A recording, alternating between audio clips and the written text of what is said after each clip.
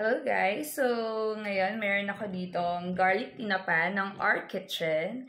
So, ayun, kakain tayo. And then, yun na nga, namimiss ko siya actually since ilang days din akong hindi kumain ulit nito.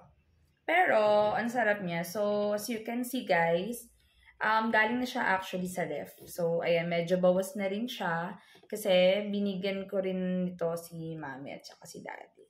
So, ayun. So, actually, ang dami niyang laman. Nung unang nabili namin to, mas marami pa talaga yung laman niya eh. So, ayun, konting bawas pa lang din naman. So, ayan, maglalagay muna tayo dito sa ating kanin. So, ayan. Actually, guys, favorite ko siya. Ayun. And, this time, super, wala na talaga akong nakain or nasasalat na tinik dito sa tinapa. Ayan. So, kain tayo. Pero, since ang oil niya is corn oil, hindi ako naglalagay ng oil talaga sa kanin. Kung ano na lang yung oil doon sa isda, ayan, yun na lang. Hindi na ako mas naglalagay pa ng oil. Since, yun nga, hindi ako kasi okay sa corn oil. Pero, okay pa rin siya. And, this is garlic tinapa. Actually, amoy talaga yung garlic. Pero, pag kinain mo, hindi siya totally yung lasang-lasa yung garlic. Kasi, diba, may mga taong hindi naman talaga totally mahilig sa garlic. Like ako, ganun. So, ayoko naman yung sobrang lasa talaga yung garlic. Yun yung maganda dito. Amoy garlic, and I think maybe binabad to sa garlic talaga, pero hindi siya totally lasa. And masarap siya for me. So, ayan. Kain tayo. Ayan. Kain tayo ng Our Kitchen. So, ayan. Konti lang yung nilagay ko muna. Dito. Ayan. Actually, maraming laman. Kaya, paunti-unti lang talaga yung kain.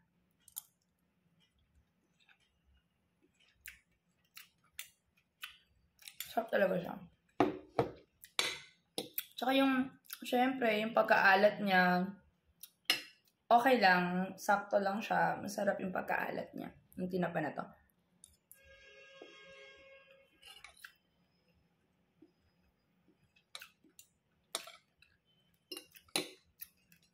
Tsaka in fairness, gaganahan ka talagang kumain dito sa garlic tinapa.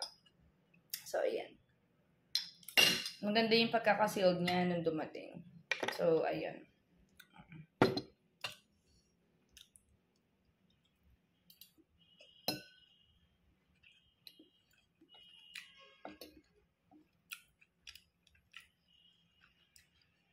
Sarap niya, guys.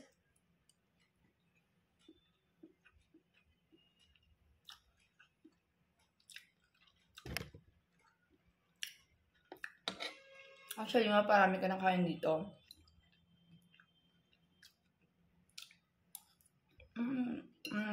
Talaga.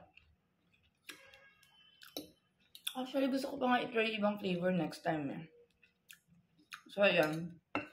Meron ko itong chili ata, pero hindi ko pa kasi na-taste yung chili. So, ito pala yung na-taste ko. Meron akong dati na-taste na flavor nila, pero hindi ko maalala kung ano yun. Pero this time kasi alam ko ang Our Kitchen is super, mas in-improve nila. And mas talagang deboned yung kanilang mga isda. So, yung talagang wala ka na this time maaanong tinik. Harap. Huwa pa tayo. Huwa pa tayo kasi may konti pa tayo rice. Ang sarap niya. Alam niyo yun? Diba? Super yummy. Tapos, syempre, yun nga, after opening, ref mo agad, diba? Ayan, para ma-preserve pa natin. Ang sarap, guys. Super. Ayan, guys. Oh, kung gusto niya rin ito, yan, i-taste nyo na yan. Super yummy. Look at that, guys. Our Kitchen. Yummy. Garlic tinapa. Super. Ayan. Sarap niya, oh. Naku, alam niyo yun. Pag naubos to, check ko pa ibang flavor nila. Super yummy. As in, ang sarap. Grabe.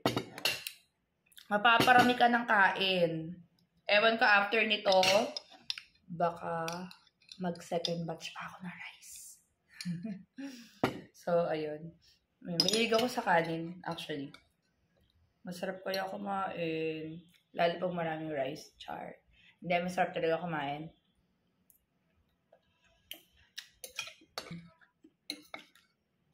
Okay. Naubos natin.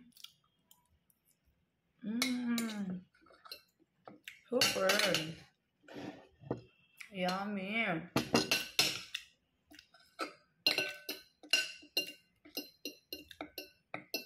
This is the best. Harap. Ano, gusto niyo ba yan, guys? Click nyo na ang yellow basket. Para matikman nyo na rin ng our kitchen. Yun na pa. Harap. More rice pa. Kain pa tayo. Ang sarap, guys. Yummy! So, ano pang hinihintay nyo, guys? And order na rin kayo nito. Garlic na pa ng our kitchen. So, check the yellow basket. Yan lang. Bye!